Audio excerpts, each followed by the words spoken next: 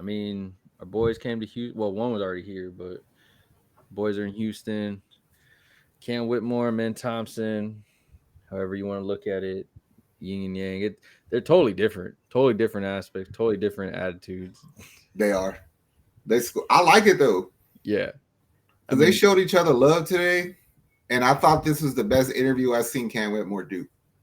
He's yeah, still gonna make a lot of sense, but it's the best one that I've seen so far. yeah. That But was also, you gotta cut the dude a break. He's only 18. You know what I yeah. mean? I mean, and if you look at, I don't like to compare him because Amin played for kind of a system that gets him ready for the NBA life, and more of that. Whereas the college athlete, you can party, you can do whatever you want, kind of thing. You're one of the big dogs on campus, type of stuff, and you're gonna learn now how to live in this NBA environment. And it kind of harps on what Ime Udoka talked about when he was asked, like, what are you looking for in this locker room? And he said it. He goes, I want veterans, but not just veterans. I want Yeah. people that are going to be good, mentors and people to look up to do the right thing when it comes to our young players. And I have a feeling that Cam was Ime's choice yeah, because like every time that Cam would go to answer a question, I felt like Ime was like more there with him, like to calm him. They were sitting next to each other. Even after the press conference, they took the photos with the shirts. Like Whitmore made the conscious effort to embrace Ime first, and he really kind of like fuck you, Raphael Stone. But I think that Cam Whitmore is like the perfect Ime Udoka player. Like what he said earlier, he's like, "What am I looking for? Defense and shoot your open shots." And I was like, "Cam's gonna do that. He's gonna do that." So I mhm, like it. But also to paraphrase what Cam said earlier, the question was, it was like, what have you noticed about Houston and its culture already? And he said it. He was like, I've been here longer because I trained here. Like, y'all let me come in. I interviewed, I trained, yeah, I stayed here. I've been here the whole summer. And basically, what he intended to say was, he was like, we're loyal. He's like, a Rockets fan is a Rockets fan. Like, it doesn't matter what's going on. A Rockets fan is going to be a Rockets fan. And I was like, all right, he knows. Like, that's the kind of dude where he recognizes shit and he's going to give it to you. yeah. It's Good with that. and it's like he said it. He goes, when the fans are behind you, they're behind you. Like Tari Eason, that dude is loved by this city right now. I mean, you got other players too that don't get the love that they deserve. Kevin Porter being one of them. Yeah.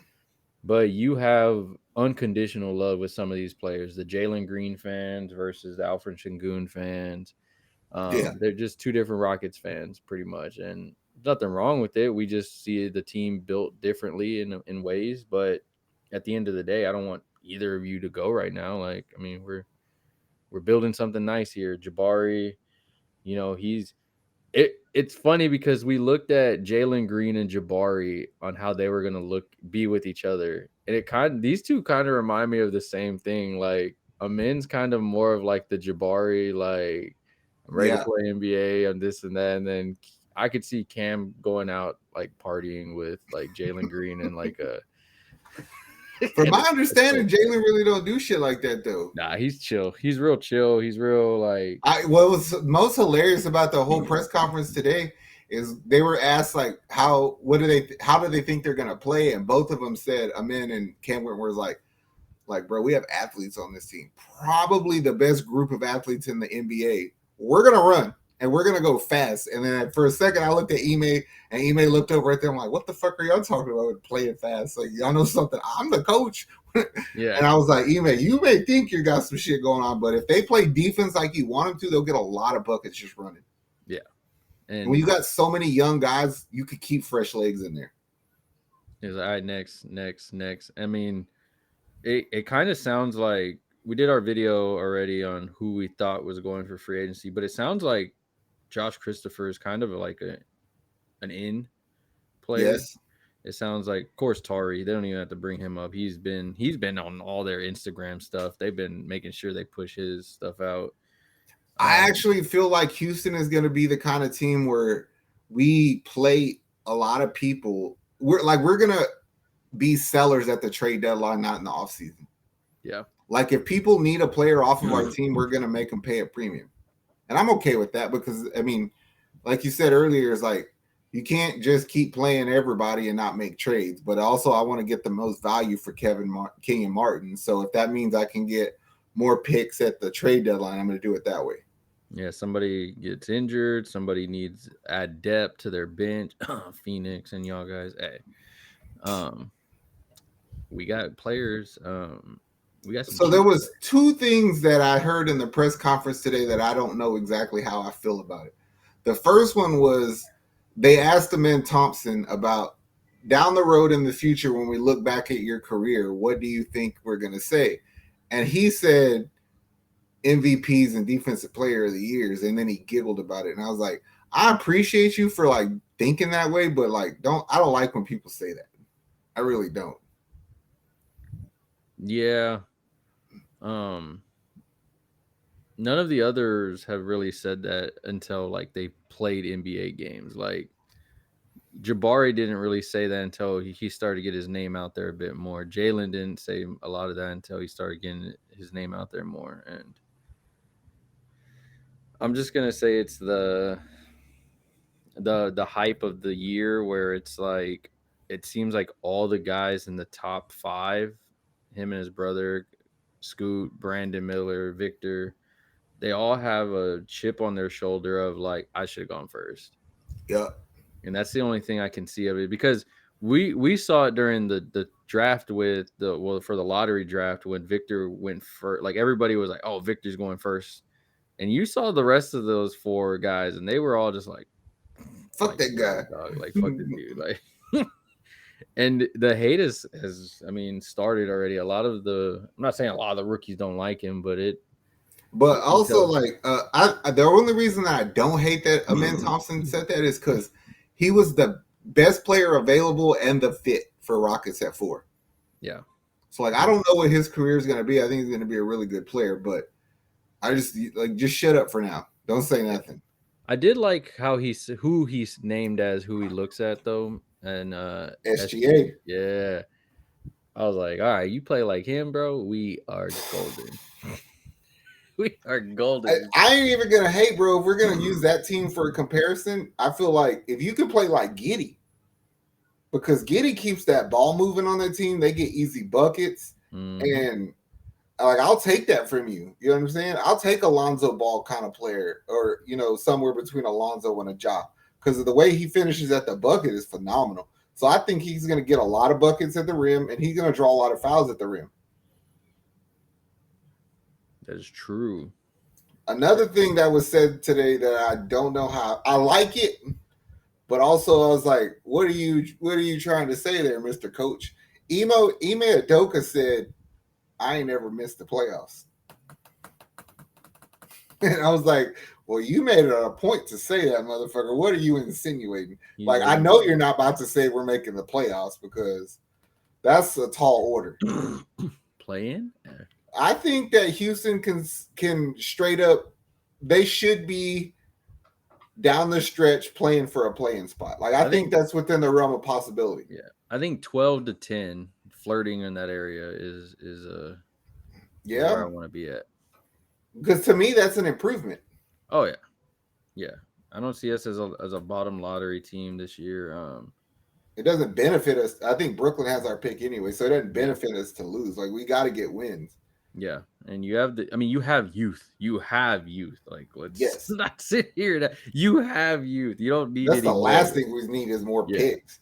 Yeah, we were all talking about trading the 20th, and then you ended up getting the basketball gods were like, "Look, we've not given you the first, and here you go, Cam Whitmore at 20. There you go." So lucky. So like, all right, we'll take it, basketball gods. But yeah, I mean, he said it, veterans with championship caliber leadership that goes into what we said. Brook Lopez is a guy that you can think of. VanVleet as a guy. And I don't want him on our team either, but I keep hearing about, like, even when Ime said it, he goes, these guys are not going to just come in and start. Like, they're going to compete for their spot with veterans, with other stuff. So it's like, all right, so we got our point guard, but you might still go and get a point guard from what it sounds like. Yep. I think that he's going to make everybody. I have a strong feeling that the only people that I could tell you for sure have a starting position on this team is Jalen Green and Jabari Smith. I really feel like those are the only two that I could tell you will 100% certainty will start at their position. Yeah. And I know Sengun fans are going to hate on me for that, but I think he has to earn that starting center spot for Ime. Look, he kind of said it too, though. He goes, I need to get better at my 3-point shot. I even would dare say, and I said it on the video we released earlier, I would not be surprised if Ime configures Jabari to be the center. Because there was a lot of times last year where Jabari was playing the center and he did a phenomenal job of putting people in position, communicating, protecting the rim. So, barring the fact we don't bring in a center who can do that, Jabari's our best defensive caller. Yeah, and he keeps harping on defense. I mean, that's one thing he is telling them: defense, defense, defense. We're gonna play defense. Like, be ready for defense. Like, the fact that Jabari can play defense and shoot the three, it reminds me of an Al Horford, Grant Williams kind of player. Yeah. Well, it sounds like Dillon Brooks is not on the list anymore, unless they just have a. Do you think there would be a lot like that would make Houston a little bit of a laughing stock to sign him? Yes and no. Yes, because he says he wants a little bit more than the vet minimum.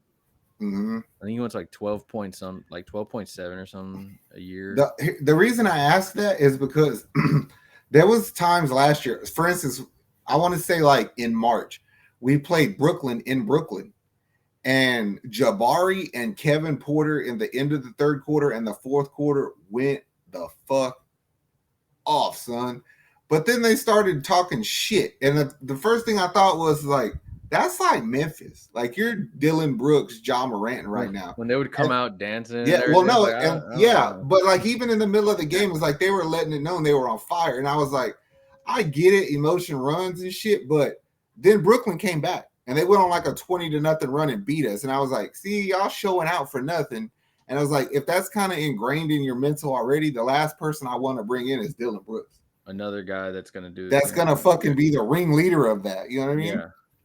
Yeah, and we already got the goon squad already. Yes.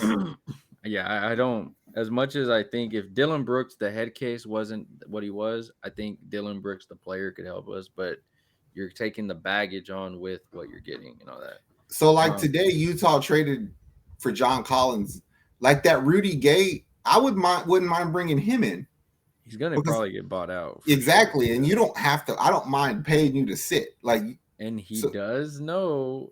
I think he said Rudy Gay was one of the guys that texted Cam Whitmore whenever. He was because they're both from Baltimore. Yeah. So I was like, that's like a good vet to bring in because he's not gonna bitch for sitting on the bench and get to play like every fucking week or two. I figured out what we need: Patrick Beverley, bro. I don't know. His teams have made the playoffs. Ime's teams have made the playoffs. There we go.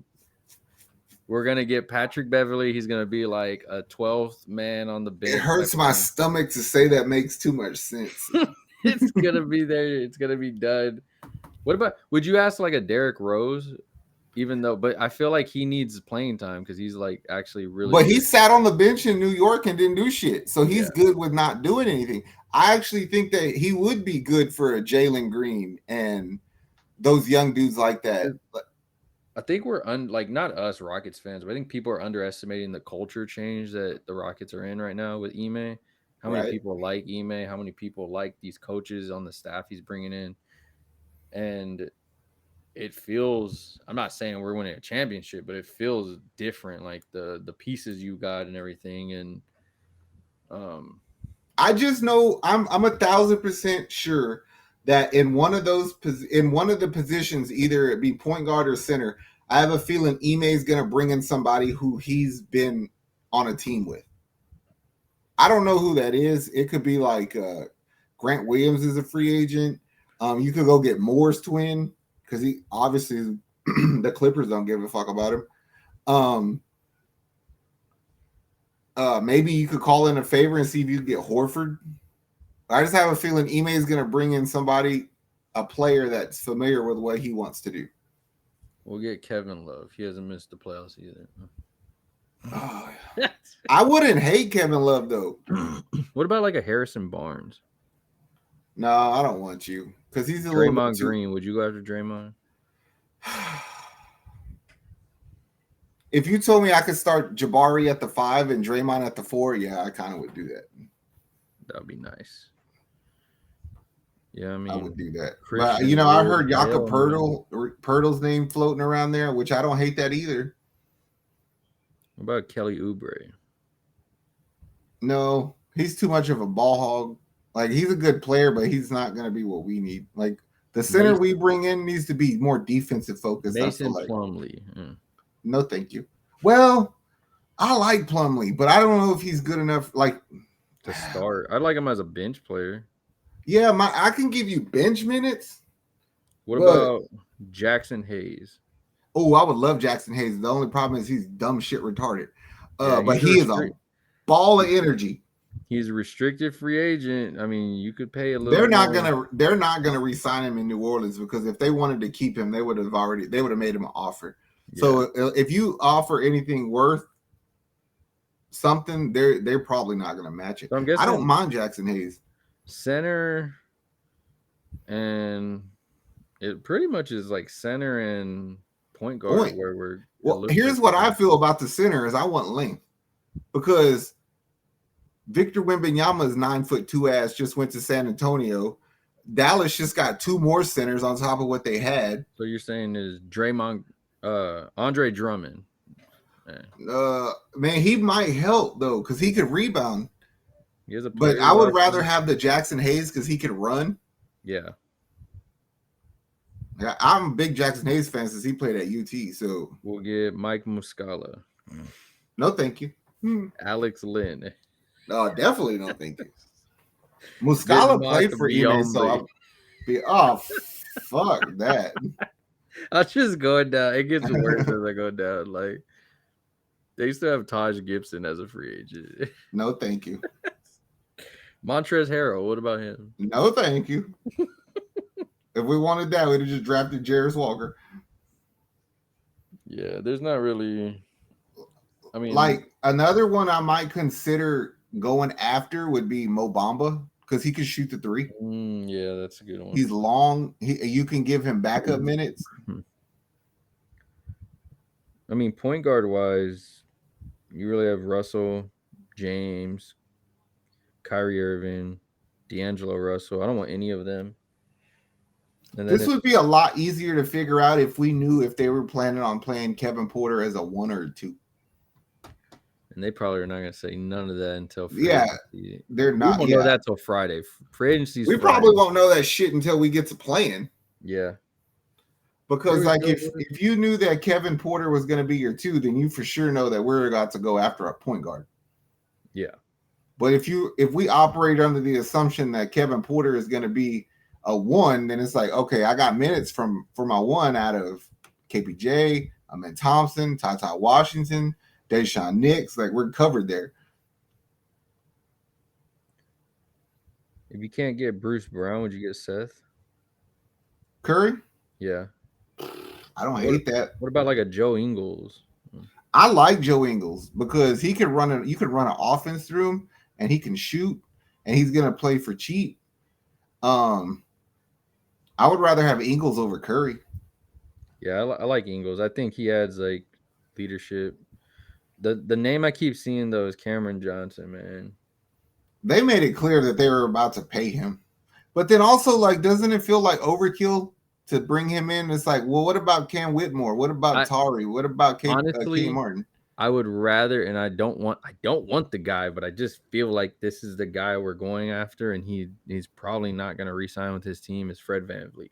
I just feel like I get you. It makes sense, but I fucking hate that idea. I don't want it, but he's number 1 on Ime's list. There's not many point guards. After that, there's a whole drop all the way down to Dennis Schroeder, pretty much. Yeah. I would rather have Schroeder than George Hill. See, my issue with George Hill is like on paper and everything, he makes sense, but every team he goes to fucking sucks. Kobe White. I like Kobe White, but I think he's a 2 guard, not a point guard. Yeah. We'll just get Derrick Rose, and then we don't have to get Fred VanVleet. I'm cool with that. Take D Rose. Another player that's out, a veteran that's out there, that if we're looking, that I would bring in would be Reggie Jackson. That's a nice one. Because Reggie Jackson, you don't have to play him very much because he's used to sitting on benches. But like Reggie Jackson in the playoffs or in crunch time is fucking good. What about, and this is a guy that's been pretty much tossed around like a jockstrap around the NBA, Jay Crowder. Nah, I mean he would be good to teach, but it's just he's gonna be like the same as last year. He's gonna bitch he's not getting playing time. Yeah, well, it doesn't look like he can play time anywhere he goes, but yeah, there's really much. I mean, you got guys that like you. It feels like you got to go older, like the Joe Ingles and those, or you got to get. Would you rather have Joe Ingles or Rudy Gay? Oh, that's tough. I'd rather have Joe Ingles because he can still play. But if I don't need you to play, I'm definitely going Rudy Gay just because. Would you rather have Joe Ingles, Rudy Gay, or consider bringing back Jeff Green? I'd rather go with Joe Ingles or Rudy Gay. I got you. I think I would rather have Rudy Gay because it's gonna help Whitmore. Yeah, like August is gonna. It's full circle. We traded you for Battier, bros. Word. So just come full circle. Let's do the circle thing. I would like to, and I'm telling you, you told me this yesterday, and I can't stop thinking about it. Quit. Like you just have to trade people. Like I might be on the phone with Chicago, willing to move off of some of these guards for Caruso. Like I hate to say it, but like if you're gonna play KPJ at the 2 guard, then I will trade Josh Christopher for Caruso. Ooh. And you know I'm the biggest Josh Christopher fan there is. But I would make that trade because it solves a lot of problems. I mean, looking at what's available next year, yeah, I'm going to spend some money this year. I'm definitely spending some money this year. The top free agents: Klay Thompson, then Tobias Harris, and then yeah. And then sorry, Klay, you're one of my favorites ever, but you're washed. Yeah, it's we're definitely spending some money this year, bro. Yeah. Well, Rockets fans, we'll know. I believe Friday is the day that we free agent. You know what else is funny? You ever seen Cam Whitmore smile? This shit looks evil, bro. It's like he looks like he's just like, I'm out to get all y'all mugs. I'll say this. People are hyping how big LeBron was when he came into the league. Cam Whitmore at 18 is bigger. That dude is a baller, bro. When he was falling, the first thing they said was, this guy has an NBA body, legit NBA body, and can legit dunk and maneuver around people. He got that Marshawn Lynch mentality. Run through a motherfucker's face. God, Victor, good luck. Yeah. Free agency June 30th at 5 p.m. Well, 6 p.m. Eastern time, 5 p.m. our time, Houston. We'll be on it for y'all. We will know. We'll more than likely do a video once we know. I'm sure it always happens. The first person gets signed, and then it's just a straight domino effect of free agents, some trades, and who knows what else. Yeah, because it's always funny. You go after the guy you want, you miss out. So it's like, all right, I got to make a trade now because I missed out. So it's going to be interesting for sure, Rockets fans. Let us know what you thought of the rookies. Let us know who you think we're getting. One more question before we go. Do you hate that Amen Thompson got that number 1? Not too much. You don't think that's T-Mac's number? I do think it's T-Mac's number, but I mean, I looked all over the league and they gave Gilbert Arenas' number away in Washington, and then they gave some other players away. So I'm like, they ain't even gonna put Carmelo's number up in freaking Denver. See, I didn't know how I felt about that number 1. That number 7 for Cam Whitmore, I like that. That's sick. I like that. It reminds me of Melo. It's gonna be tough for him in because it's like T-Mac, but I think some Rockets fans are still mad that Yao gave his foot up and T-Mac sat. Man, T-Mac fucked himself up in a playoff series against Utah for us, and he never got right after that. So anybody who got hate for T-Mac, fuck you. Yeah. I actually wanted him to win on San Antonio just to get a ring, but that one year because I liked him so I'm going to be honest. He played through a lot of fucking health issues in the series against Utah, and they only beat us on an Andre Karolinko flop. Forget Mehmet Okur. Forget Carlos Boozer. Forget all y'all mugs. That's why none of y'all want a ring. Yep. Yeah. No, it reminds me of T-Mac and Ariza a lot, and I'm kind of like, and I was like, all right, we'll see what happens. Like, the younger Rockets fans will be like, I don't care. Nah, the only reason I hate it is because now I'm gonna have 2 number 1 jerseys with 2 different people on it. You know what I'm saying? Yeah. Oh well. It's just like if somebody went and got Yao's jersey. Oh, no, yeah. Well, as long as nobody gets to 3-4. That's for sure. That's a fact. Do you think that they should give away Harden's 13? Or did he earn the right to retire? I think he earned the right to not. I think he broke so many records. Yeah. When he broke Calvin Murphy's records, I think he deserves to put that in the rafters with the 34, the 22, and 11. And one should be up there, but whatever. You know, Yeah. we'll talk about that another day. Yeah. Fuck them. All right, Rockets fans. Much love. Stay hydrated. We are out. Peace. How much I'm working for this? I swear my dreams are too important.